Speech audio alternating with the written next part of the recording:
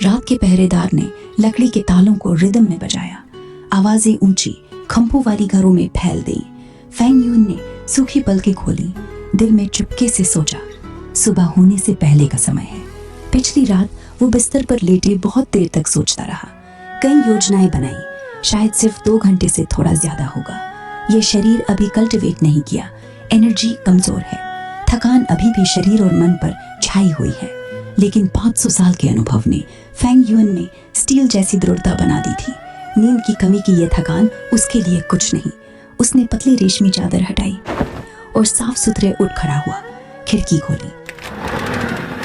पसंद की बारिश रुक चुकी थी। मिट्टी, पेड़ों और जंगली फूलों की खुशबू आई। फेंग यून को सिर साफ लगा, नींद पूरी तरह धुल गई। अभी सूरज नहीं निकला था, आकाश गहरा नीला, ना अंधेरा ना उजाला। चारों तरफ देखा, हरे बांस और लकड़ी के ऊंचे घर पहाड़ के साथ कॉन्ट्रास्ट करते हुए हल्के हरे रंग का समंदर लग रहे थे।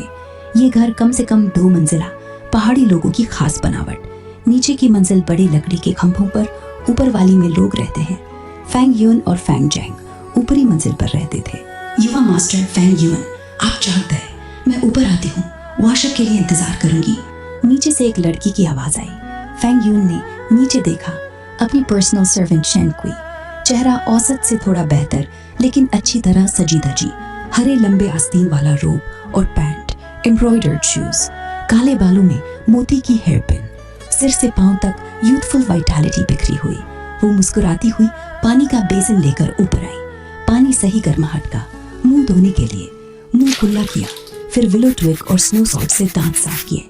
शेन कुई धीरे से इंतजार करती रही, चेहरा मुस्कान से भरा, आंखें वसंत जैसी चमकती। कपड़े पहनाने में मदद की, प्लम ब्रेस्ट्स कई बार उसके कोहनी या पीठ से रगड़ दी। फेंग यून का चेहरा बिना भाव का, दिल शांत पानी जैसा। ये सर्वेंट गर्ल बस चाचा चाची की जासूस थी, वेन और हार्टलेस। पिछली जिंदगी में उसने फेंग यून को मोहित किया था, लेकिन अवेकनिंग सेरेमनी के बाद जब स्टेटस गिरा तो उसने मुंह फेर लिया और अनगिनत तिरस्कार भरी नरेरे दी। फेंग जेंग आया तो शेन कुई ठीक फेंग यून के सीने के कपड़े की सिलवटें सुधार रही थी। उसकी आंखों में जेलसी की चमक। इन सालों में बड़े भाई के साथ रहते हुए फेंग यून की देखभाल में फेंग जेंग को भी सर्वेंट मिली थी, लेकिन शेन कुई जैसी यूथफुल गर्ल नहीं। मोटी चौड़ी बूढ़ी औरत, कब शेन कुई मेरी ऐसी सेवा करेगी, कैसा लगेगा? फेंग जेंग ने मन में सोचा, लेकिन हिम्मत नहीं हुई। चाचा चाची का फेंग यून पर प्रेम आए सबको पता था। शुरू में फेंग जेंग को सर्वेंट भी नहीं मिली थी, फेंग यून ने खुद मांगकर दिलवाई। मास्टर सर्वेंट का फर्क था, लेकिन फेंग जेंग शेन कुई को अंडर एस्टिमेट नहीं करता। उसकी माँ मदर शन थी, चाचा चाची के पास खड़ी, घर की केयरटेकर, अथॉरिटी बहुत थी। बस अब ठीक है। फेंग यून ने शेन कुई की नर्म छोटी हाथों को इम्पेशेंटली हटा दिया। कपड़े पहले से टाइडी थे, वो बस सेड्यूस करने की कोशिश कर रही थी। शेन कुई के लिए फेंग यून का ए ग्रेड टैलेंट की संभावना बड़ी थी। अगर कॉन्क्यूबाइन बन गई तो सर्वेंट से मास्टर बन जाएगी, बड़ा जंप। पिछली जिंदगी में फेंग यून धोखा खाया, फीलिंग्स आए। रीबर्थ के बाद अब सब साफ, दिल बर्फ जैसा ठंडा। जा सकती हो। फेंग यून ने शेन कुई की तरफ देखा भी नहीं, बस स्लीव कफ्स ठीक किए। शेन कुई ने होठ फुलाए। आज फेंग यून का व्यवहार अजीबो और अपसेटिंग लग रहा था। स्पॉइल तरीके से जवाब देना चाहा, लेकिन उसकी ठंडी नेचर से डर गई। मुंह खोला बंद किया, फिर जी कहकर ओबीडियंटली चली गई। तैयार हो? फेंग यून ने फेंग जेंग से पूछा। छोटा भाई दरवाजे पर खड़ा, सिर झुकाए पैरों को देख रहा था। हल्के से हाँ बोला। वो 4th वार्ड से जागा था, टेंशन से सो नहीं सका। काफी पहले तैयार हो चुका था, आंखों के नीचे काले घेरे। फेंग यून ने सिर हिलाया। पिछली जिंदगी में भाई के थॉट्स नहीं समझे थे, इस जिंदगी में कैसे नहीं समझता, लेकिन अभी उसके लिए मीनिंगलेस। हल्के से बोला, चलो फिर। दोनों भाई घर से निकले। रास्ते में कई सेम एज के युवा मिले, ग्रुप्स में 2-3 साफ डेस्टिनेशन की तरफ जा रहे। देखो, फेंग ब्रदर्स हैं, आगे वाला फेंग यून है, वही जो पोम्स बनाता है। किसी ने एम्फसाइज किया, वही है।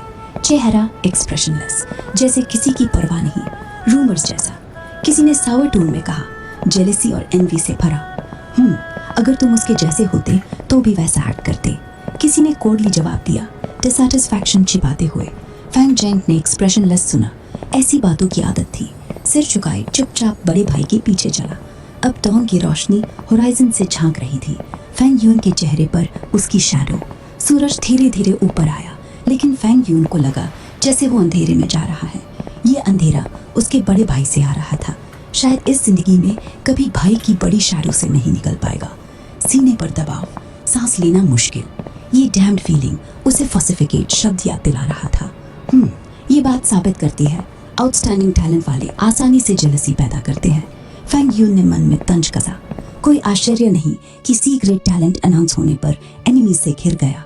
लंबे समय तक डिस्डेन और कोल्डनेस सहना पड़ा। पीछे फैंग जैंग की सांसें भारी हो गई। सुनना बंद करने की कोशिश। पिछली जिंदगी में जो फैंग यून नहीं समझ पाया, इस जिंदगी में बारीकी से परसीव कर रहा था। 500 साल के अनुभव से मिली कीन इनसाइट। अचानक चाचा चाची याद आए। कितने स्कीमिंग शेनकुई मॉनिटर के लिए दी। भाई को ओल्ड वेट नर्स, जीवन में डिफरेंसेस, सब इंटेंशनल। भाई के दिल में अनहैप्पीनेस पैदा करना, ब्रदर्स में रिफ्ट डालना। लोग कम मिलने से नहीं डरते, अनफेयर डिस्ट्रीब्यूशन से डरते हैं।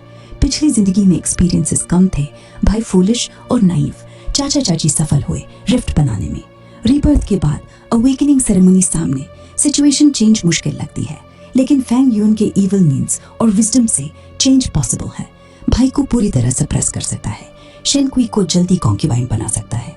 चाचा चाची और क्लैन एल्डर्स, सैकड़ों तरीके हैं उन्हें बीट करने के, लेकिन मुझे ऐसा करने का मन नहीं। फैंग यून ने बेफिक्र सांस ली।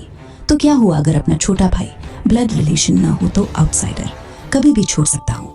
शेनकुई कितनी भी सुंदर हो जाए, लव और लॉयल्टी ना हो तो सिर्फ मांस का ढेर। कॉन्क्यूबाइन रखना वर्दी नहीं। चाचा चाची या क्लैन एल्डर्स, लाइफ के पास बाय, क्यों एनर्जी वेस्ट करूं इन्हें बीट करने में। जब तक मेरी राह में नहीं आओगे तो जा सकते हो, भाग जाओ, मुझे तुम्हारी परवाह नहीं। दोनों भाई आगे बढ़े अवेकनिंग सेरेमनी की तरफ। फैंग यून के मन में अब सिर्फ एक चीज है, अमृता की राह।